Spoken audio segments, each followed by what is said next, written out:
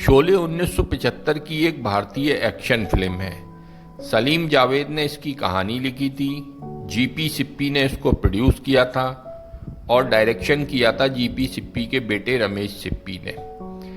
इसकी कहानी जय और वीरू दो अपराधियों पर केंद्रित है, जिसे डाकू गब्बर सिंह से बदला लेने के लिए पूर्व पुलिस अधिकारी ठाकुर बलदेव सिंह अपने गांव लाता है। जया भादुड़ी और हेमा मालिनी ने भी फिल्म में मुख्य भूमिकाएं निभाई हैं। इस फिल्म का म्यूजिक दिया था आर.डी. बर्मन ने और इसके गाने लिखे थे आनंद बख्शी ने। शोले को भारतीय सिनेमा की सर्वश्रेष्ठ फिल्मों में से एक माना जाता है। ब्रिटिश फिल्म इंस्टीट्यूट के 2002 के सर्वश्रेष्ठ 10 भारतीय फिल्मों के सर्वे में इसे पहला स्थान मिला था। 2005 में 50वें फिल्म फेयर पुरस्कार समारोह में इसे 50 सालों की सर्वश्रेष्ठ फिल्म का भी पुरस्कार मिला। आज शोले को रिलीज हुए तकरीबन 50 साल हो चुके हैं। शोले 15 अगस्त 1975 को रिलीज हुई थी और इसने हिंदी सिनेमा की हिस्ट्री में कामयाबी का एक कीर्तिमान स्थापित कर दिया था। आइए शोले से जुड़ी हुई कुछ दिलचस्प जानकारियां और किस्से आप लोगों के साथ साझा करते हैं। 70 के दशक की शुरुआत में बॉलीवुड को एक नई लेखक जोड़ी मिली, जिसने आने वाले वक्त में हिंदुस्तानी सिनेमा की तस्वीर बदल कर रख दी। उस लेखक जोड़ी का नाम था सलीम जावेद।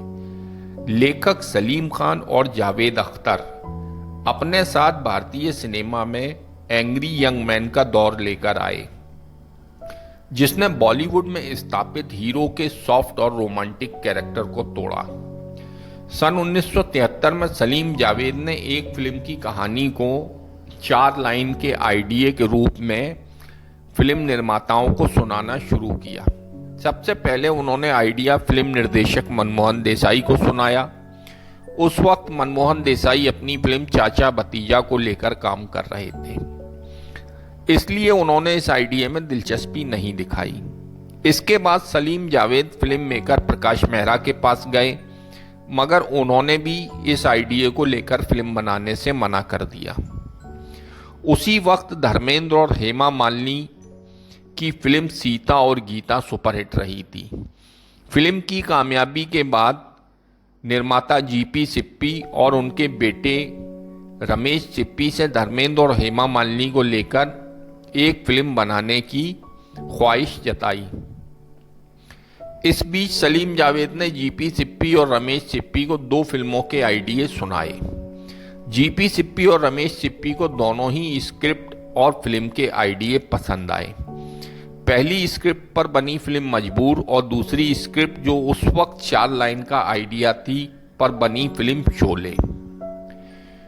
शोले का म्यूजिक आर.डी. बर्मन ने दिया था और इसके गीत लिखे थे आनंद बख्शी ने। फिल्म के लिए आनंद बख्शी ने एक कव्वाली चांद सा कोई चेहरा लिखी। कव्वाली को किशोर कुमार, मन्ना डे, भूपेंद्र सिंह और आनंद बख्शी ने अपनी आवाजें दी।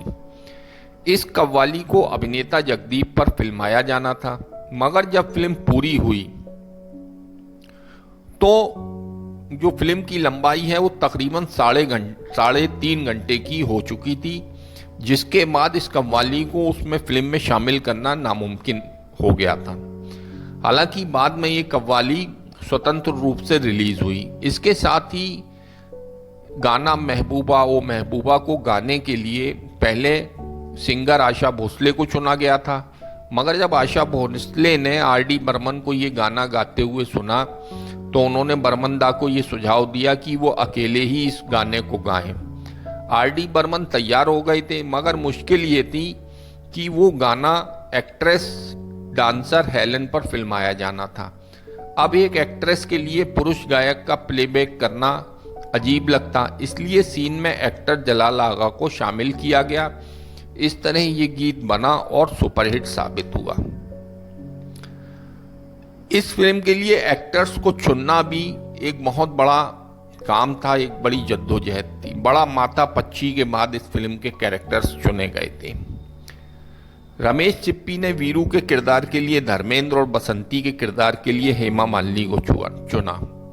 ठाकुर बलदेव सिंह के किरदार के लिए एक्टर दिलीप कुमार साहब को अप्रोच किया, मगर दिलीप कुमार ने रोल करने से मना कर दिया। तब इस रोल को एक्टर संजीव कुमार को दिया गया। हालांकि धर्मेंद्र चाहते थे कि ठाकुर का रोल उन्हें मिले। इस पर रमेश सिप्पी ने धर्मेंद्र को बताया कि ऐसा करने पर वीरू का रोल संजीव कुमार को मिलेगा, और इस तरह उनकी हीरोइन हेमा मालिनी संजीव कुमार की हीरोइन हो जाएंगी। अब धर्मेंद्र को हेमा मालिनी से मोहब्बत थी, और कुछ समय पहले संजीव कुमार ने हेमा मालिनी को शादी के लिए प्रपोज किया था। बस धर्मेंद्र ने वीरू का रोल करना ही बेहतर समझा। इस तरह ठाकुर का किरदार संजीव कुमार के हिस्से आया, जिन्होंने इसे अमर कर दिया। जय के किरदार के लिए रमेश सिप्पी की पहली पसंद शत्रुघ्न सिन्हा थे, मगर सलीम जावेद फिल्म जंजीर के बाद अमिताभ बच्चन से बेहद प्रभावित थे और चाहते थे कि उन्हें ही जय का रोल मिले। फिल्म में वैसे भी कई बड़े कलाकार काम कर रहे थे। अमिताभ बच्चन उस वक्त एक आम कलाकार थे। इन्हीं सब बातों को ध्यान में रखते हुए अमिताभ बच्चन ने प्रयास किए और उन्हें जय का रोल मिला। बाद में अमिताभ बच्चन ने बताया कि उन्हें जय का रोल धर्मेंद्र जी के कहने पर मिला था। ठाकुर की बहू राधा के किरदार के लिए जया भादड़ी को कास्ट किया गया। फिल्म के एक किरदार सूरमा भोपाली की कास्टिंग का भी एक बड़ा दिलचस्प किस्सा है। सूरमा भोपाली के रोल को फिल्म पूरी होने के बाद जोड़ा गया था। सलीम जावेद चाहते थे कि इस रोल को एक्टर जगदीप करें, मगर जगदीप ने इस रोल को करने से साफ मना कर दिया। इसकी दो वजह थी। पहली वजह ये कि फिल्म की शूटिंग पूरी हो गई थी और उन्हें असरानी द्वारा निभाए जेलर की भूमिका के लिए अप्रोच नहीं किया गया था। दूसरी वजह ये थी कि उन्हें रमेश सिप्पी ने पिछली फिल्म ब्रह्मचारी के लिए पूरे पैसे नहीं दिए थे। काफी मनाने के बाद जगदीप इस शर्त पर तैयार हुए कि उन्हें छोटे से रोल के लिए मार्केट प्राइस के हिसाब से पूरा पैसा मिलेगा। इस तरह सूरमा भोपाली का किरदार फिल्म में शामिल हुआ। अब बात आती है गब्बर के रोल की, कि गब्बर के रोल के लिए अमजद खान की एंट्री कैसे हुई। जावेद अख्तर ने अमजद खान का अभिनय किसी नाटक में देखा था और वो बहुत उससे इम्प्रेस हुए थे। जावेद अख्तर की सलाह पर रमेश सिप्पी ने गब्बर के रोल के लिए अमजद खान को साइन किया। अभिनेता अमजद खान कास्ट होने वाले आखिरी कलाकार थे। जब शूटिंग शुरू हुई तो उन्हें मुंबई से बेंगलोर पहुंचना था। वो फ्लाइट लेकर बेंगलोर के लिए निकले। अभी फ्लाइट ने उड़ान भरी ही थी कि पता चला विमान के हाइड्रोलिक इंजन में कुछ तकनीकी खराबी आ गई है। सभी यात्रियों की जान हलक में अटक गई। इसके बाद किसी तरह विमान को रास्ते में ही किसी एयरपोर्ट पर उतार लिया गया। कुछ 4-5 घंटों के बाद विमान की तकनीकी खराबी ठीक कर ली गई, लेकिन यात्रियों ने इसमें यात्रा करने से मना कर दिया। अमजद खान को किसी भी तरह बेंगलोर पहुंचना था।